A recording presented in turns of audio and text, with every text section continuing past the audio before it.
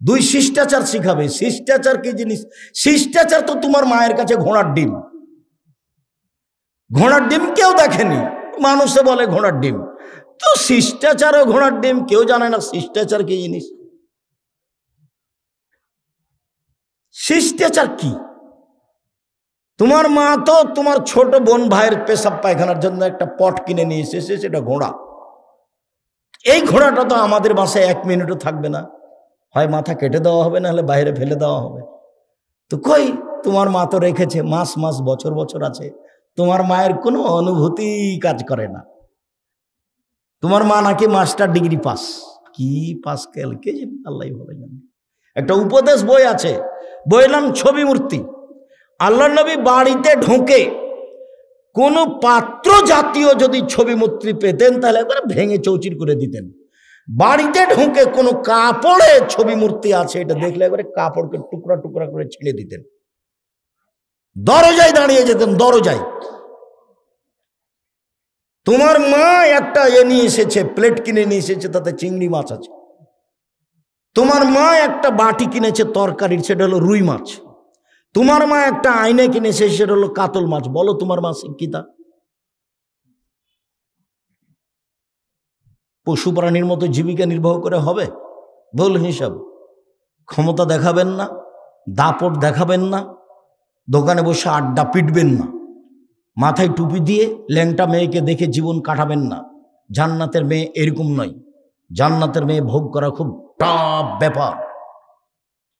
জান্নাত যা কিছু আছে অন্য কিছু শুধু নারী দিয়ে সাজানো আছে। আর এমন চ্যালেঞ্জ করেছেন ওদের ব্যাপার, আল্লাহ তাআলা বলছেন জান্নাতের নারী এত সুন্দরী, ওরা এত সুন্দরী, ওরা এত সুন্দরী, ওদেরকে দেখে মনে হবে ঝিনুকের মধ্যে লুকানো মুক্তা। ওদেরকে কোনোদিন জিন স্পর্শ করেনি, ওদেরকে কোনোদিন মানুষ স্পর্শ করেনি। ওদের মাথায় থাকবে লম্বা লম্বা কোঁকড়া কোঁকড়া কুচকুচে কালো চুল। ওদের চক্ষু হবে লম্বা লম্বা ডাগর ডাগর টানা টানা। সুন্দরী হওয়ার জন্য যত পথ ঘাট আছে সব তাদের কাছে আছে। এই নারী ভোগ করতে হলে এই পতিতালয়ের মেয়ে, রং মাখানো মেয়েকে দেখে চক্ষু ঠান্ডা করে, কলিজা ঠান্ডা করে দিন রাত কাটিয়ে জান্নাতের মেয়ে ভোগ করার হিসাব থাকে না। জানো, চরিত্র পরিবর্তন করতে হবে আজকেই, এখনই। ভাই ভাই গন্ডগোল হয়েছে আপনার কারণে, আপনি বড় আর আপনার ছোট ভাই ছোট, এরপরে আপনার ছোট ভাইকে হাত ধরে ক্ষমা নিতে হবে, আজকেই নিতে হবে। আপনাকে ক্ষমা নিতে হবে। গন্ডগোল আপনার বড় ভাইয়ের কারণে হয়েছে। মহিলা মানুষ আপনি ছোট, যাও বুঝেন আপনারা, যা বড় জায়ের কারণে গন্ডগোল হয়েছে, আপনি ছোট, আপনাকেই আপনার বড় জায়ের হাত ধরে ক্ষমা নিতে হবে, আজকে নিতে হবে। মানুষের মতো চলতে হবে। জায়ের বদনাম করে, বোনের বদনাম করে, ভাইয়ের বদনাম করে দিন কাটিয়ে লাভ নাই। সন্ধ্যা হয়ে গেছে, সময় শেষ। একদিন দেখেছিলাম বয়স 40, তারপরে দেখছিলাম 60, তারপরে দেখি আর নেই। এই সময় নিয়ে ক্ষমতা দেখায়েন না। আপনার চালচলন দেখে, আপনার স্ত্রীর চালচলন দেখে, আপনার মেয়ের ঢং ঢিটাং দেখে আমি খুব কষ্ট পাই। আপনি পুরুষ মানুষ, আপনার মেয়ে প্যান্ট পরে হাটে বাজারে যায়। আল্লাহ নবী বলছেন 3 শ্রেণীর মানুষ জান্নাতে যাবে না, তার মধ্যে আপনি আছেন, আপনার মেয়ে আছে। 3 শ্রেণীর মানুষ জান্নাতে যাবে না, তার মধ্যে আপনি আছেন, আপনার মেয়ে আছে। তাহাজ্জুদ পড়ে কি করবেন? কিছু যদি করতে হয় এশার সালাতের পরে ঘুমিয়ে যেতে হবে, 3টে 4টায় উঠতে হবে, সুন্দর করে ওযু করতে হবে, 2 রাকাত সালাত আদায় করতে হবে, হাত তুলে কান্নাকাটি করে বলতে হবে আল্লাহকে যে আমার মেয়ে প্যান্ট পরে আছে, তুমি পোশাক পরিবর্তন করে দাও, আমার মেয়ে কবুল হবে। আমার ছেলে দাড়ি চাঁচে, প্যান্টটা টাকনোর নিচে রাখে, আড্ডা পিটে বেড়ায়, শয়তানি করে দিন রাত 12টা 1টার সময় আছে, ছেলে ফিরিয়ে দাও, আমি ভালো ছেলে চেয়েছি, এটা চাইনি, কান্নাকাটি করে বলেন, কবুল হবে ইনশাআল্লাহ। সময় লাগতে পারে। ইয়াকুব আলাইহিস সালাম ছেলে হারিয়ে গেল, 25 বছর পরে ফেরত পেয়েছিলেন। বাপও নবী, ছেলেও নবী। ইয়াকুবও নবী, ঈসুফও নবী। ইয়াকুবও নবী, ঈসুফও নবী। ছেলে ফেরত পেয়েছিলেন প্রায় কতদিন পরে? 25 বছর পরে। দোয়া করতে থাকেন, একদিন কবুল হবে ইনশাআল্লাহ। নিরাশার কিছু নেই। আল্লাহ নিরাশা হতে নিষেধ করেছেন, বলেছেন যে নিরাশা কাফের হয়, কাফের। হিন্দু নিরাশা হয়, মুসলমান হয় না। কবুল হবে একদিন, না হবে আমার এই কথার কোনো দাম আছে, এটা আল্লাহ আমাকে দিবে। তার কার্পণ্যতার প্রয়োজন নেই।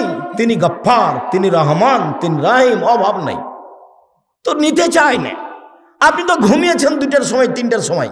আপনার বইয়ের তো স্বভাব খারাপ, ও তো সবসময় বড় মোবাইল দেখে, ল্যাংটা মেয়ে দেখে, জেনা দেখে, সারা পৃথিবীর যা কিছু হয়েছে অশ্লীল কাজ সব কিছু দেখে। তো কি বলবো আল্লাহকে? ওর মুখ খারাপ, ওর স্বভাব খারাপ, ওর খাসলত খারাপ, ওর অভ্যাস খারাপ। ও কি করবে?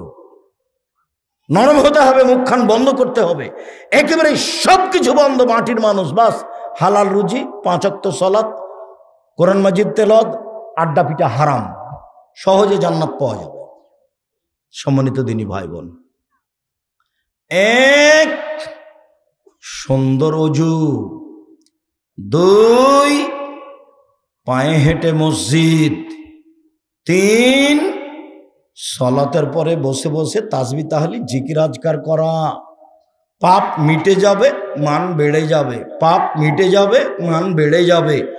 বেঁচে থাকা ভালো, মরে যাওয়া ভালো। বেঁচে থাকা ভালো, মরে যাওয়া ভালো। লোকটি হয়ে যাবে সেই দিনের মতো যেদিন তার মাতাকে জন্ম দিয়েছে, নিষ্পাপ হয়ে যাবে। হাদিস বুখারী মুসলিম। এখানে আমার কিছু বানানো কথা নেই। জাতির যদি রাস্তাঘাট করে দিতে না পারি, জাতির যদি স্কুল কলেজ করে দিতে না পারি, জাতিকে চূড়ান্ত সঠিক ধর্ম দিতে পারবো ইনশাআল্লাহ। ধর্মের ব্যাপারে জাতিকে ফাঁকি দিয়ে পরকাল হারাতে রাজি নই। উমামা বাহিলি রাদিয়াল্লাহু তাআলা আনহু বলেন, রাসূল সাল্লাল্লাহু আলাইহি সাল্লাম বলেছেন, পৃথিবীর মানুষ সাল্লু খামসাকুম, 5 ওয়াক্ত সালাত আদায় করো। সুমু শাহরাকুম, রমজান মাসে রোজা থাকো। অদ্দু যাকাতা আমওয়ালিকুম, মালের যাকাত বের করো। অতুজা আমরিকুম, বড় মানুষ জ্ঞানী গুণীদের মেনে চলো। তাদখুলু জান্নাতা রাব্বিকুম, তাহলে সহজেই তোমাদের প্রতিপালকের জান্নাতে চলে যেতে পারবা। মানুষের জন্য জান্নাত বানানো আছে। মহিলাদের তো জান্নাত সহজ, জাহান্নামও যেমন সহজ, জান্নাতও তেমন সহজ। বলছেন যে 4টা কাজ করলে জান্নাত, সব দরজা খোলা আছে, যাও। 1 5 ওয়াক্ত সালাত, 2 রমজান মাসের রোজা, সেম। 3 স্বামীকে মেনে চলা। তিতা লাগলেও মানতে হবে, মিঠা লাগলেও মানতে হবে। স্বামীর মুখ যতই খারাপ হোক, আপনি চুপ থাকেন, মেনে নেন। আপনি আমার দিনী বোন, আপনাকে আমি অনেক ভালোবাসি, আপনার পরকাল ইহকাল কল্যাণ কামনা করি। মেনে নেন যে কোনো মূল্যে। জেনায় লিপ্ত হয়েন না, জান্নাতের সব দরজা খোলা। শেষ পর্যন্ত যদি স্বামীকে নাই মানতে পারেন, তাহলে খোলা তালাক করে নেন। ঝুলন্ত থাকতে হবে না, খোলা তালাক করে নেন। 30 দিন পরে বিবাহ বসবেন অন্য জায়গায়, যে কোনো সময় বিবাহ বসতে পারেন। 30 দিন পর সমস্যা নেই, খোলা তালাক করে নেন। আপনি কাজীর কাছে গিয়ে, চেয়ারম্যান মেম্বারের কাছে গিয়ে খোলা তালাক করে নিতে পারেন। এরকম করবেন না যে মুখখান খুব খারাপ স্বামীর, সেই জন্য ওর সাথে কথাই বলে না, ওর সাথে দেখাই করে না, মাস মাস, বছর বছর, দিন দিন, সপ্তাহ সপ্তাহ। কেউ যখন বাড়িতে থাকে না, তো মেয়ে আছে, তখন মেয়েকে বলছে যে খালেদা তোর বাপকে 1 গ্লাস পানি দিয়ে। বৌমা যখন আছে তখন বলছে খালেদা তোমার শ্বশুরকে 1 গ্লাস পানি দিয়ে আসো। কেউ যখন নাই তখন 1 গ্লাস পানি নিয়ে ডেকেছে, তখন এভাবে দেখে থ্যাকস করে চলে যাচ্ছে। এটা করা হবে না, ওর সাথেই চলতে হবে, না তাকে ছেড়ে দেন। আল্লাহর বিধান আছে, আপনি ছেড়ে দিতে পারেন, তার নাম খোলা তালাক। ঝুলন্ত অবস্থায় থাকেন না, এভাবে দিন কাটাতে হবে না। জান্নাতের সব দরজা খোলা, স্বামীকে মেনেই চলতে হবে, কথাই ঠিক। নরম হতে হবে। মহিলা মানুষ মানে কি? স্বভাব নরম, কথা নরম, ভদ্র নম্র, একেবারেই নরম। স্বামীর সামনে আসবে প্রেম প্রীতি ভালোবাসা নিয়ে, সুলভ নরম আচরণ নিয়ে, নরম স্বভাব নিয়ে। স্বামী রেগে গেলে, খেপে গেলে প্রতিবাদ নেই, প্রেম প্রীতি ভালোবাসা নিয়ে, নরম স্বভাব নিয়ে নরমভাবে আসতে হবে। যাহাই বলিবে তাহাই শুনিবে, যদি পাপের আদেশ না হয়। তাহলেও ভালো মহিলা, শয়তান সুযোগ পাবে না। স্বামীকে বলবে যা দিবেন তাতেই খুশি। মোটা কাপড়ে যদি আপনি খুশি, আমি খুশি। চিকন কাপড়ে যদি আপনি খুশি, আমি খুশি। যেভাবে আপনি চান সেভাবে আমি চাই, তাহলে এখানে শয়তান আর কোনো সুযোগ পাবে না। আর একবার যদি বলে যে কই তুমি কোনোদিন আমাকে দিনাজপুর স্বপ্নপুরী নিয়ে গেলে না, তুমি আমাকে একটা নতুন কাপড় দিলে না ভালো দামি, তখন শয়তান খালি বারবার বলবে বল বল তোর স্বামীকে বল কাপড় দেয় না ভালো, বল তোর স্বামীকে স্বপ্নপুরী নিয়ে যেতে বল, তোমার সংসারই করবো না, তুমি আমার কোনো কথাই মানো না। দেখেন শয়তান বলছে। তখন আবার শয়তান আর স্বামীকে বলছে বল তুই করবি না তো যা, তুই করবি না তো যা। এগুলো কে বলাচ্ছে বলেন তো?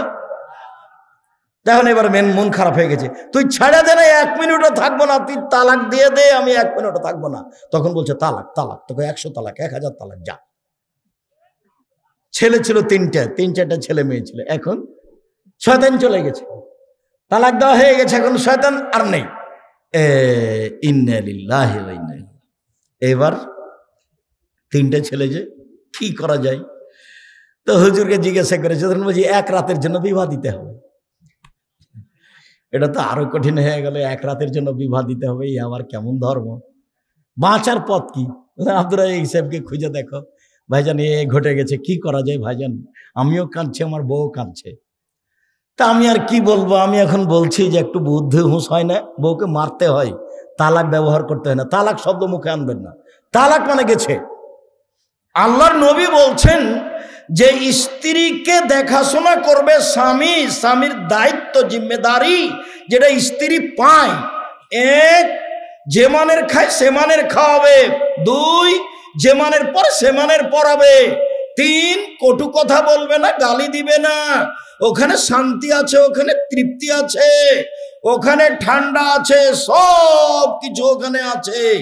স্ত্রী এত আদরের, এত আদরের, ওরা হচ্ছে বগড়া সোনাতলা হাটের আদরের মালসা, ওদের আদর করতে হয়, ওদের ঘেরে রাখতে হয়, ওদের ঢেকে রাখতে হয়। যত আদর তত তৃপ্তি, যত আদর তত তৃপ্তি, যত গালি সব গেছে, ভালো মন্দ একটা আর নেই, সব খালি এখন সংসার জাহান্নাম হয়ে গেছে। 4, মুখের উপরে মারো না। আদর যদি কাজ না করে তাহলে মারা লাগতে পারে। এই যে মুখের উপরে মারো না মানে মারা লাগতে পারে। তালাক কথা বলো না, মারাই যদি লাগে তো তালাক কথা বলো না। 5, ও তোমার বাড়ি ছাড়া কোথাও যেতে পাবে না, খালার বাড়ি, ফুফুর বাড়ি, নানির বাড়ি, দাদির বাড়ি কোথাও যেতে পাবে না। বগুড়া শহর তো বহু দূরের কথা। আপনি যান কেন? মহিলা মানুষ আপনি, আপনি আমার দিনী বোন, কেন যান? এই মেয়ে, এই তুমি কেন যাও? তোমার ভাই নাই? এই মেয়ে, তোমার ভাই নাই, তোমার বাপ নাই? কই, আমরা তো আছি বেঁচে, আমরা কাপড় পরি না, আমরা খাই না, আমাদের বাড়িতে রান্না বান্না হয় না, আমরা এমনি থাকি, তো তোমার চলে না কেন? তুমি কেন যাবা ভ্যানিটি ব্যাগটা হাতে করে? তোমার একটু শরম হয় না কেন? তুমি এরকম স্কিন পায়জামা পরে আছো কি করে? ফ্যাশন বোরকা পরে আছো কি করে? তোমাকে আমি কতদিন থেকে বলছি এই বোরকা জ্বালিয়ে দাও। অঙ্গ প্রত্যঙ্গ মানুষকে দেখিয়ে মানুষকে পাপী করে তুমি ভালো হওয়ার চেষ্টা করিও না, এ পথ ভুল। জরুরি প্রয়োজন ছাড়া বাড়ি ত্যাগ করতে হবে না। তালাক মুখে নিয়ে আসবেন না শব্দ, যা হয়েছে হয়েছে। দুটা মারেন, দুটা কথা বলেন, কিন্তু তালাক ব্যবহার করিয়েন না। তালাক হবে বৈঠকে বসে, 5 জন 7 জন 10 জন মুরব্বীরা বসে। যদি চলতেই না পারে তাহলে মুরব্বীরা বসে এটা বিচ্ছিন্ন করবে। মুখে যখন তখন বলবেন তালাক, তোকে 100 তালাক দিলাম, আবার একদিন গন্ডগোল লেগেছে তোকে 1000 তালাক দিলাম, আবার একদিন গন্ডগোল লেগেছে তোকে কয়েক কোটি তালাক দিলাম। তারপরে চলছে সংসার। ধর্ম তো পাগল হয়েছে। বিবাহ বের হয়ে বিবাহ হয়েছে, দিয়ে তালাক হয়ে গেছে, তো বলছে বিবাহ হয়নি তো তালাক হলো কি করে? কোর্টের বিবাহ তো বাতিল, কোর্টের বিবাহ বাতিল। মেয়ে যদি মেয়ে মানুষের বিবাহ দেয় সেটাও বাতিল, ছেলে যে না। আল্লাহ রাসূল বলছে লাতু জাবিজুল মারাতাল মারাতা, মহিলা মহিলার বিবাহ দিতে পারে না। ফুফুতে বলছে খালেদা শোন, ছেলেটা খুব ভালো, তোর বাপ বিবাহ দিবে না, তুই আমার কাছে চলে।